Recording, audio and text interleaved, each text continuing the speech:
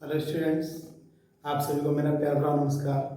स्वागत है आप सभी का हमारे यूट्यूब चैनल बाय जितेंद्र में। देखिए स्टूडेंट, आज हम इस वीडियो में बात करने वाले हैं जो क्लास 12th का एक पार्ट है विस्टास, जिसे सप्लीमेंट्री रीडर कहा जाता है। उसकी सीरीज हमारी चल रही थी। आज हम इस वीडियो में बात करेंगे विस्टास के दूसरे लेसन द टाइगर किंग की, जो कि कल्कि के द्वारा लिखा गया है।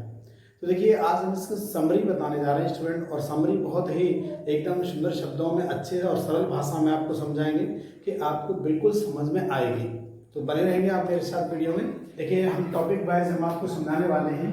पहला टॉपिक है the prophecy and miracle about the tiger king. Prophecy का मतलब होता है स्टूडेंट जो भविष्यवाणी है कि जो टाइगर किंग था उसका नाम टाइगर किंग क्यों पड़ा। तो देखिए, यहाँ पर एक प्रतिबंधपुरम का एक राजा था। तो उसके एक बेटा था, ये मतलब छोटा था उस समय। तो उसने कुछ ज्योतिषियों को अपने पास बुलाया और कहा कि आप मेरे बच्चे का जो भविष्य बताइए। तो वहाँ पर काफ़ी ज्योतिषी आए थे और जो एस्ट्रोलॉजर्स यानी आए वहाँ पे, तो उन्होंने उसका फ्यूचर बताने से सभी डर रहे थे। तो उनमें से एक बहुत ही जो जिसे हम कह सकते हैं अनुभवी और वयोवृद्ध जो ज्योतिषी था, उसने उनका जो समय बताया कि जो इसका जो मृत्यु है वो किसी बाघ से होगी, टाइगर से होगी। तो जब ये बात सुनी तो उस समय जो टाइगर किंग था, जो राजा था, वो महाराजा, वो केवल 10 दिन के थे उस समय। तो 10 दिन के होने के बाद उन्होंने कहा कि जो दुनिया में आया है वो उसको तो जाना ही है, लेकिन आप ये बताइए कि किस तरह से जो मृत्यु है मेरी वो होनी है। तो इस बात को सुनकर के सारे जो ज्योतिषी थे वो चौंक पड़े कि 10 दिन का बच्चा इस तरह की बात कर रहा है, और इस बात को देख करके उनको बड़ा अचंभा लगा। तो इस तरह से उन्होंने भविष्यवाणी की टाइगर किंग के बारे में कि इनकी जो मृत्यु होगी वो किसी टाइगर से होगी, किसी बाघ के द्वारा इनकी मृत्यु होगी। ठीक है स्टूडेंट, इसके बाद में दूसरा टॉपिक रहता है the princess childhood and the killing of the first tiger. यानी कि जब भविष्यवाणी करते हुए काफ़ी दिन हो गए और उनको उनके पिताजी के बाद में मतलब राज्याभिषेक किया गया और वो अपने राज्य को संभालने लगे। तो लोगों में चर्चा हो जाती है कि देखो इनके बारे में इस तरह से भविष्यवाणी की गई थी। तो ऐसा वहाँ तक उनके कानों में बात पहुँच जाती है। तो उनको तुरंत ध्यान आ जाता है कि ठीक है, अब हमारी जो मृत्यु है वो बाघ के कारण होगी। तो उन्होंने निर्णय ले लिया कि अब हमको जो 100 टाइगर हैं, जो उन्होंने बताया था कि आपको जो है जो टाइगर से आपकी मृत्यु होगी, तो उन्होंने निर्णय ले लिया कि हम जो है अपने जो जंगल है उसमें बिल्कुल भी बाघ जो है उनको नहीं छोड़ेंगे। तो सभी बाघों को मारने का उन्होंने निर्णय ले लिया। तो उन्होंने उसी उम्र में अपनी 20 वर्ष की आयु में एक टाइगर को मार दिया। और टाइगर को जब मार दिया तो उन्होंने उस ज्योतिषी को बुलाया और बुलवा करके उनसे कहा कि देखिए हमने टाइगर को मार दिया। तो ज्योतिषी ने ये बात कही उनसे कि आप इसी प्रकार से 99 टाइगर मार सकते हैं महाराज, लेकिन आपको 100वें टाइगर से बहुत सावधान रहना होगा, क्योंकि 100वां टाइगर भी आपकी मौत का कारण बन सकता है। तो इस तरह से उनको समझाया गया। इसके बाद अगला टॉपिक है student the Maharaja comes in danger of losing his kingdom. अब देखिए, उन्होंने जब निर्णय ले ही लिया तो उन्होंने क्या किया, जो अपना जिस राज्य पर वो राज कर रहे थे यानी प्रतिबंधपुरम में, तो प्रतिबंधपुरम में क्या किया कि वहाँ पर कुछ जो ब्रिटिश अधिकारी थे वो अपना शिकार करने के लिए आया करते, टाइगर वगैरह मारने के लिए। उनको शौक था कि उनके साथ वो फोटो वगैरह खिंचवाया करते थे। ठीक है, तो वो अपना बहादुरी का वो परिचय दिया करते थे। अब क्या होता है कि जो टाइगर किंग हैं, प्रतिबंधपुरम के जो महाराज हैं, जो अभी जो नए राजा बने हैं, तो उन्होंने एक उस पर प्रतिबंध लगा दिया कि कोई भी व्यक्ति यानी कुछ भी शिकार करे, लेकिन टाइगर को कोई भी शिकार यहाँ नहीं करेगा मेरे राज्य में। अब जब ऐसा कहा गया तो वहाँ के जो अधिकारी थे उनको खुश करने के लिए उन्होंने क्या किया कि उनकी जो दुरैशनी हुआ करती थी, अधिकारी के जो मैसेज हुआ करती थी, उनके लिए उन्होंने खुश करने के लिए कि ताकि ये मान जाए और वो वहाँ से सही सूचना लेकर के आएंगे और वो हमारी मतलब बात को मान जाएंगे। तो वो क्या करते हैं कि उनके लिए 50 अंगूठियाँ वहाँ भिजवाते हैं उनकी दुरैशनी के लिए। ठीक है, अब क्या होता है कि जब वो 50 अंगूठियाँ भिजवाते हैं तो वो इस बेस पे भिजवाते हैं कि उनको जो है एक अंगूठी वहाँ से वो पसंद कर लेंगे और बाकी जो है वो उसको वापस कर देंगे। अब होता क्या है कि वहाँ जा कर के जब उनके जो अधिकारी थे, उनकी मिसेज जो थी, उनके पास भिजवाया गया था दुरई सैनी के पास में, वो 50 की 50 अंगूठियों को अपने पास रख लेती है और उसके बाद उसके उत्तर में उनको थैंक यू भेज देती है, रिप्लाई में थैंक यू आता है बस। और इस प्रकार से जो 50 अंगूठियाँ थी उनकी कीमत 3 लाख रुपए थी।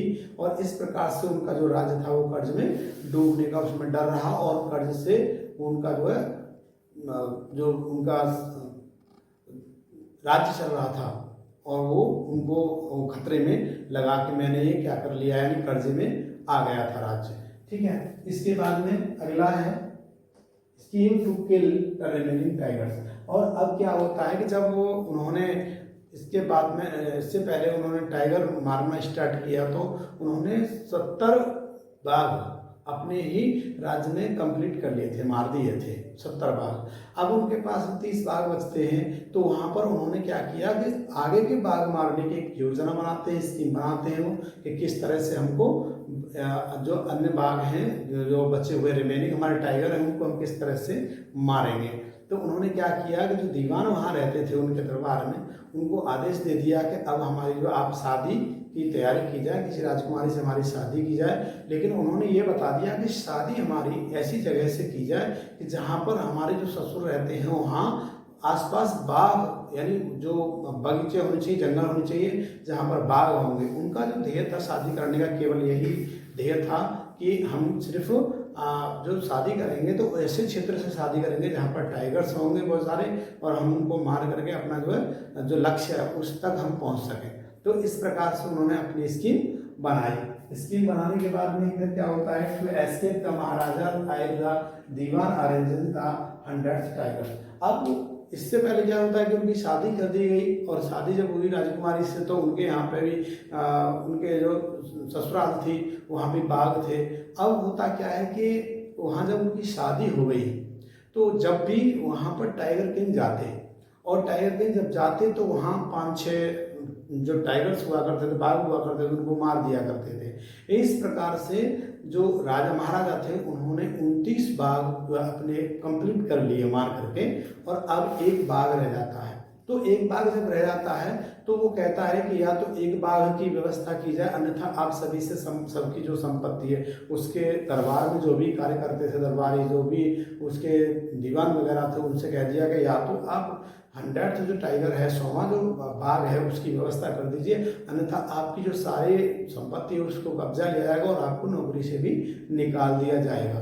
तो इस प्रकार से क्या होता है कि उनके दरबार में एक बूढ़ा जो है दीवान रहता है, तो वो दीवान जो है जाता है मद्रास पीपुल पार्क में जाता है, और वहाँ से वो जो दीवान है वो है और उसकी पत्नी किसी भी तरह से जो पीपल पार्क से एक टाइगर लेके आते हैं, और टाइगर जो है पीछे सीट पर है अपनी कार में लेके आते हैं। और वहाँ लाने के बाद में फिर क्या होता है कि जब वो टाइगर को वहाँ लाते हैं राजा के पास में, तो वो मतलब बहुत थका सा होने के कारण वो बिल्कुल भी कोई एक्टिविटी नहीं करता है। तो राजा बोलता है कि मैं इससे ऐसे टाइगर पर बिल्कुल भी कोई भी वार नहीं करूँगा।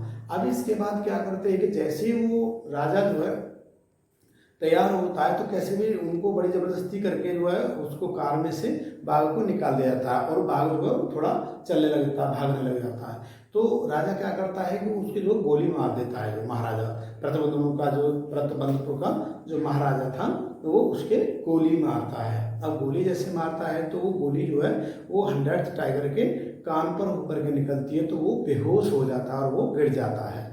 तो इस प्रकार से जो राजा था, महाराजा था, वो उसने सोचा कि मेरा जो 100वां टाइगर था, जो लक्ष्य था मेरा, वो पूरा हो गया, और वो खुशी बहुत मनाता है। होता क्या है कि जब वो राजा वहाँ से चला जाता है तो कुछ समय के बाद जो टाइगर है वो उठ करके भागता है। तो जहाँ पर जितने उसके साथ में दीवान थे, सभी दरबारी थे, वो बड़ी चिंता में पड़ जाते हैं, क्योंकि उसने आदेश दे दिया था उसको कि आप इस टाइगर को लेके आइए, क्योंकि जो भी टाइगर को वो मारता था वो अपने दरबार में उनको उनकी जो चमड़ी हुआ करती थी उसको टांग लिया करता था, हैंग कर लिया करता था।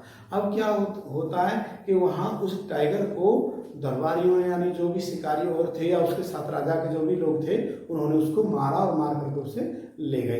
तो राजा को ऐसा पूर्ण विश्वास हो गया कि 100वां टाइगर भी मैंने मार दिया है। अब होता क्या है इसके बाद में कि लास्ट टाइगर, जो लास्ट टाइगर अभी मैंने बताया आपको कि लास्ट टाइगर किस तरह से वो मरा।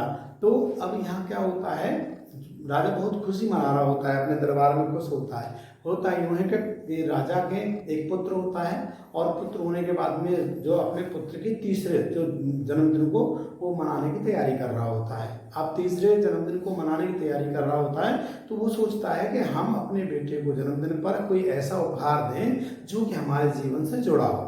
ठीक है स्टूडेंट, अब जीवन से जुड़ने वाली बात आती है, तो उन्होंने देखा कि हमारे जीवन से सिर्फ एक ही बात जुड़ी है कि हमने अपने जीवन में जो लक्ष्य प्राप्त करने के लिए जो 100 टाइगर मारे हैं, क्यों ना हम अपने पुत्र को एक टाइगर के रूप में गिफ्ट दे दें।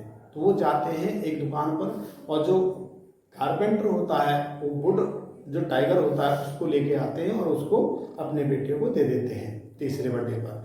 अब क्या होता है कि वो अपने जो उनका बेटा है वो उस टाइगर से खेल रहा होता है, और राजा भी जो महाराज हैं वो भी उसके साथ मतलब खेलने लगते हैं। अब होता क्या है कि जैसे खेलने लगते हैं तो वो किसी अकुशल का जो अनस्किलफुल जो कारपेंटर होता है, कारीगर, अकुशल कारीगर जो था बनाने वाला, उसमें कहीं ना कहीं जो धांस होती हैं वो चुभ जाती है। तो दाहिने हाथ की उंगली में उसके धांस लग जाती है। अब जैसे ही धांस लगती है तो क्या होता है, जैसे उसमें आपने देखा होगा नुकीले से जो होते हैं वो चुभ जाती है उसके हाथ में।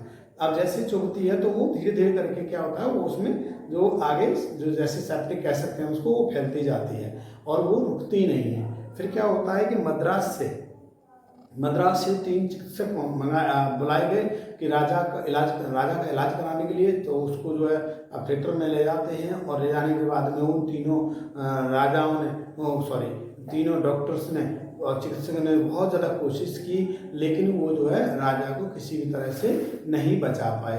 तो स्टूडेंट्स, इस तरह से लास्ट में राजा की जो मृत्यु हो जाती है, और वो कहते हैं आकर के डॉक्टर ऑपरेशन सक्सेसफुल। तो वहाँ इस सक्सेसफुल क्यों कहते हैं, क्योंकि उनका कहना यह रहा कि जो राजा हैं वो उनकी मृत्यु हो गई है। तो इस कहानी से हमें क्या शिक्षा मिलती है, हमको ये शिक्षा मिलती है कि जो हमारे भाग्य में लिखा होता है, जो नसीब में लिखा होता है, जो ज्योतिषाचार कुंडली में हमारे में बता देते हैं, हम कितना भी प्रयास कर लें उससे बचने के लिए, सत्यता से बचने के लिए, हम किसी प्रकार से बच नहीं सकते। तो इस तरह से सौम्य टाइगर से, यानी वुड जो टाइगर था, जो उससे राजा के जो प्रतिबंधपुरम का जो राजा था उसकी मृत्यु हो जाती है। तो स्टूडेंट, मैंने आपको पूरे लेसन की समरी बताई है, और मुझे उम्मीद है कि समरी आपकी समझ में भी आई होगी। और आपको अगर वीडियो पसंद आए तो एक बार वीडियो को लाइक कर लेंगे। और थैंक्स फॉर वॉचिंग वीडियो।